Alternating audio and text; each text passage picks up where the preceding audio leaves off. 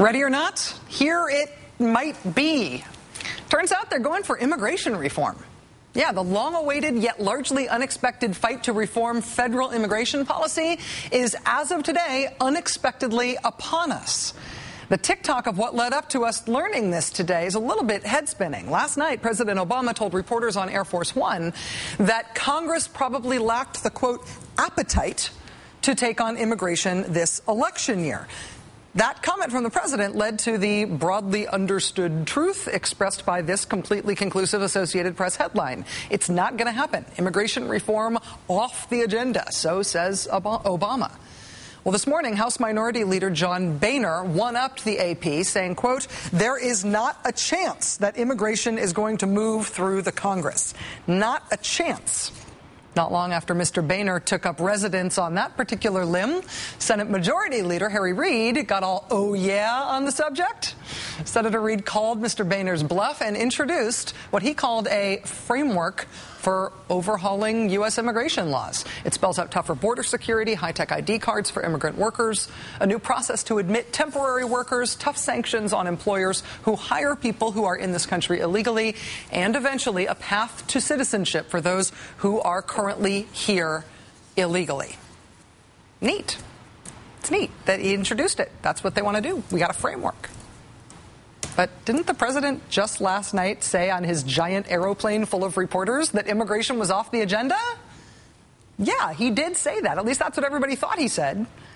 Tonight, it all changed. The president put out a statement that says, quote, the proposal outlined today in the Senate is a very important step in the process of fixing our nation's broken immigration system. What has become increasingly clear is that we can no longer wait to fix our broken immigration system, which Democrats and Republicans alike agreed doesn't work.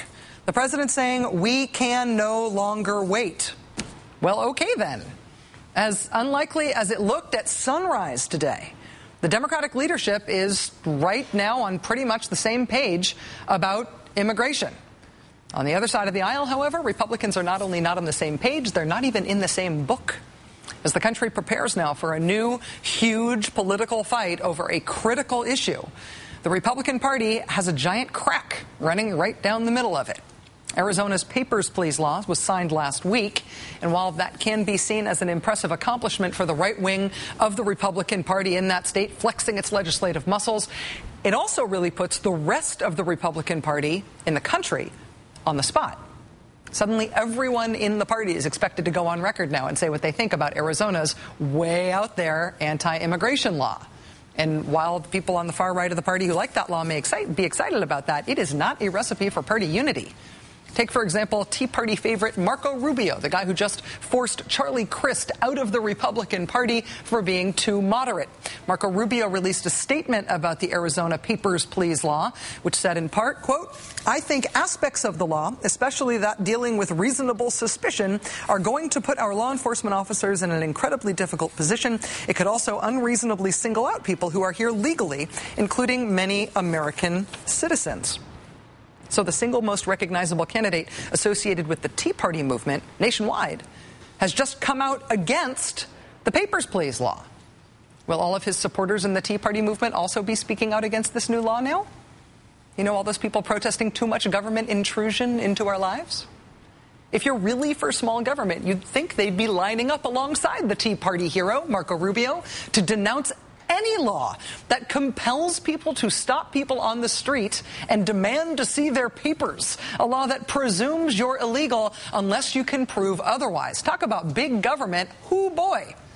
So far, though, not a peep from the Tea Partiers, which is how you get caught out for not actually believing what you say you believe.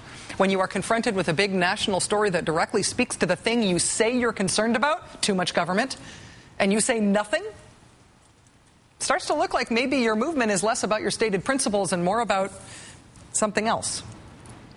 But the Arizona Papers, Please law is doing more than showcasing the shaky principles of the much-vaunted Tea Party movement. It is starting up a real ideological civil war among leaders and elected officials in the Republican Party. As more high-profile Republicans are called on to comment on the Arizona law, it just keeps becoming more and more clear how much disagreement there is about it in the Republican Party. Former Florida Governor Jeb Bush said, quote, "I think it creates unintended consequences. It places a significant burden on local law enforcement, and you have civil liberties issues that are significant as well." Even after trying to come up with an argument for how it wouldn't necessarily have to be implemented in a totally racist way, Karl Rove admitted, quote, "I think there's going to be some constitutional problems with the bill. I wished they hadn't passed it in a way." Republican Senator Lindsey Graham also seeing a constitutional problem, he says, with the Papers, Please law. What happened in Arizona is that good people are so afraid of an out-of-control border that they had to resort to a law that I think is unconstitutional. Republican Congressman Connie Mack totally and completely denounced the law today. He issued a statement that said, quote, "This law of frontier justice, where law enforcement officials are required to stop anyone based on reasonable suspicion that they may be in the country illegally, is reminiscent of a time during World War II when the Gestapo in Germany stopped people on the street and asked for their papers without probable cause. It shouldn't be against the law to not have proof of citizenship on you. This is not the America I grew up in and believe in, and it's not the America I want my children to grow up in." For the record, I am not making a Nazi analogy here. I am quoting Republican Congressman Connie Mack doing that, just so you know what he said.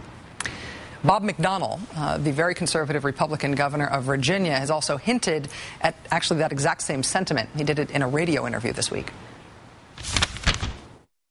I'm concerned about the whole idea of carrying papers and always have to be able to prove your citizenship. That brings up shades of some other regimes that were not particularly helpful to democracy. Former Arkansas governor and presidential candidate Mike Huckabee registered his displeasure with the new law as well. He did so, though, in the form of a bizarre theme park metaphor.